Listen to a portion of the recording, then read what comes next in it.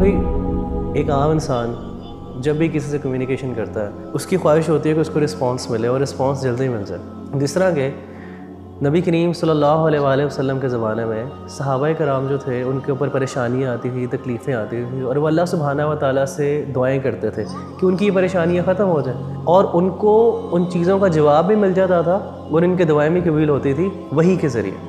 لیکن آج کل کے دور میں جب ایک انسان پریشان حال ہے، مشکلات کے اندر ہے، اور وہ اس کی دعائیں بھی کرتا ہے، لیکن کبھی کبھی وہ اس چیز کی کمی فیل کرتا ہے، اس کے اندر ایک کمی کا احساس ہے کہ شاید میری دعا قبول نہیں ہو رہی.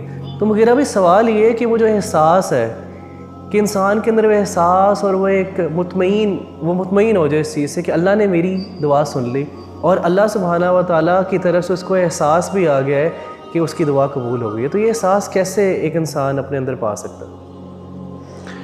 دیکھیں ربیع اللہ بھائی، مجھے آپ کے اس سوال سے ایک واقعہ یاد آ گیا. میں یو اے میں تھا، تو ایک دن میں جمعے کی نماز پڑھنے گیا. تو نماز میں سنتیں ادا کرنے کے بعد میں نے قرآن مجید کو پکڑا اور بیٹھنے لگا. تو اچانک مجھے کچھ سسکیوں کی آواز آئی ایک طرف سے. تو میں نے بائیں طرف مڑ کے دیکھا تو اگلی صف میں بائیں طرف بالکل دیوار کے ساتھ ایک سیرین لڑکا وہ بیٹھا ہوا تھا. اس کے ہاتھ میں قرآن تھا، وہ قرآن مجید کھول کے پڑھ رہا تھا، اور اس کی آنکھوں سے آنسو، وہ رو رہا تھا، اور ایسا رو رہا تھا کہ باقاعدہ اس کی سسکیوں کی آوازیں آ رہی تھیں. اور آپ پتہ کہ شام جو ہے، سیریا ایک ٹھنڈا علاقہ ہے، تو وہاں پہ اکثر جو لوگ ہیں ان کی کمپلیکشن وائٹ ہوتی ہے، تو رونے کی وجہ سے اس کا چہرہ سرخ ہوا، بالکل ریڈ، اور سسکیاں اتنی اونچی تھیں کہ باقاعدہ آس پاس کے جو لوگ تھے وہ باقاعدہ وہ نوٹ کر رہے تھے، اور وہ تھوڑا سا بار بار دیکھتے تھے مڑ کے. اچھا، جب میں نے اس بھائی کو دیکھا تو مجھے بڑی محبت فیل ہوئی اس سے، ایک ایمانی محبت اور ایک کیفیت تھی. میرا دل چاہا کہ میں اسے اٹھوں اور اس کو جا کے گلے لگاؤں. لیکن اس وقت پھر میں رک گیا، اور اس وجہ سے رکا کہ یہ کچھ لمحات ایسے ہوتے ہیں جو انسان کے اپنے اللہ کے درمیان ہوتے ہیں، پرائیویٹ لمحات ہوتے ہیں، اور اس میں انسان کو کسی دوسرے کو نہیں چاہیے کہ وہ اس میں انٹروین کرے. تو میں رک گیا اور میں نے کہا کہ شاید چلے، جیسا ہے ایسے ہی ہونے دیں. اور میں تھوڑا سا متاثر بھی ہوا، رشک بھی کیا کہ کس طریقے سے 17 سال لڑکا تھا، یعنی کوئی آپ سمجھیں کہ اس کی کوئی بہت زیادہ داڑھی بھی نہیں تھی، کوئی بہت زیادہ پریکٹسنگ آؤٹ فٹ یا لک بھی نہیں تھی اس کی. تو اس کے بعد جب میں نے یہ دیکھ لیا اور میں نے کہا چلے میں اپنی قرآن مجید کی تلاوت کرتا ہوں. تو جیسے ہی میں نے قرآن مجید کھولا تو عجیب بات اور بڑی حیران کن بات یہ ہے کہ جو سب سے پہلی آیت میری نظر کے سامنے آئی، حالانکہ میں نے رینڈملی کھولا، کوئی اسپیسیفکلی سب سے پہلے جو آیت میرے سامنے آئی، سبحان اللہ، میں حیران ہو گیا وہ پڑھ کے. وہ 7 چیپٹر کی پہلی آیت تھی، اور وہ آیت کیا تھی؟ وَإِذَا سَمِعُوا مَا أُنزِلَ إِلَى الرَّسُولِ تَرَىٰ أَعْيُنَهُمْ تَفِيضُ مِنَ الدَّمْعِ مِمَّا عَرَفُوا مِنَ الْحَقِّ.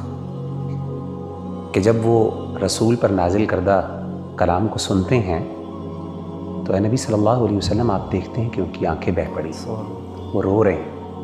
یعنی قرآن سننے سے ان کے دل ڈر جاتے ہیں، نرم ہوتے ہیں، اور ان کی آنکھوں سے آنسو بہہ پڑتے ہیں. کس وجہ سے؟ مما عرفوا من الحق، کہ جو حق انہوں نے اپنے رب کی طرف سے جو اللہ نے بھیجا اس کو پہچان لیا. سبحان اللہ، یعنی یہ وہ ایسی کیفیت تھی کہ آن دا اسپاٹ مجھے جیسے لگا کہ اللہ تعالیٰ نے یہ آیت جو ہے، یہ اٹ واز ناٹ اے کو انسیڈنس. لیکن ہم لوگ جو ہے نا، we are not the people who believe in the کو انسیڈنسز.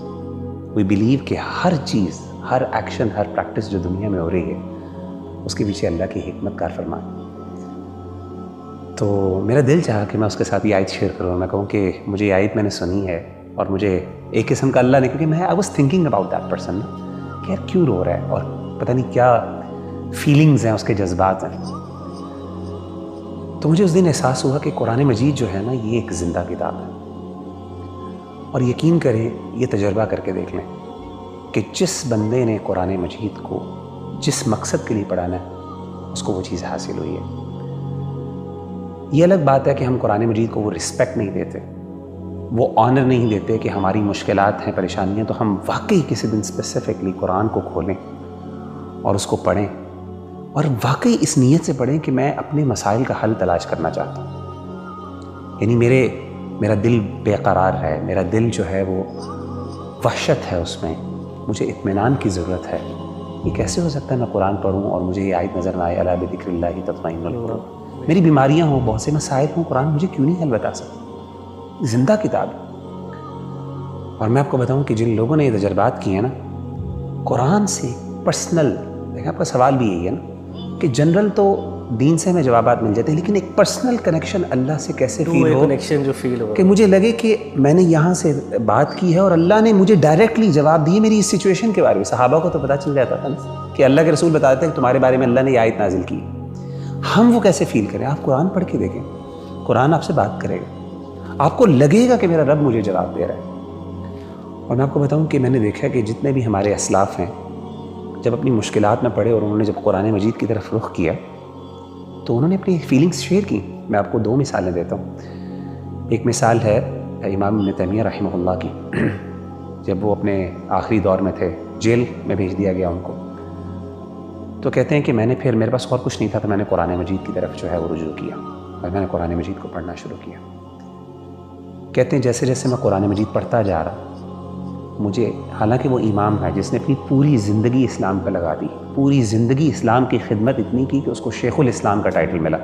تاریخ میں بہت کم لوگ ایسے ہیں، بہت کم لوگ ایسے ہیں جن کو علماء نے شیخ الاسلام کہا ہو، اپنے دور کے لوگ اور بعد کے بڑے بڑے علماء نے شیخ الاسلام کہا ہو. اس میں امام ابن تیمیہ. تو ابن تیمیہ کہتے ہیں کہ مجھے ندمت اللہ، یہ ان کے الفاظ ہیں کہ مجھے ندامت ہوئی کہ میں نے اپنی زندگی کا ایک بہت بڑا حصہ جو ہے وہ ضائع کر دیا اور میں قرآن مجید نہیں پڑھ سکا. اسی طریقے سے شیخ ابو اسحاق الحوینی بہت بڑے عالم دین ہیں، اس ٹائم محدث ہیں.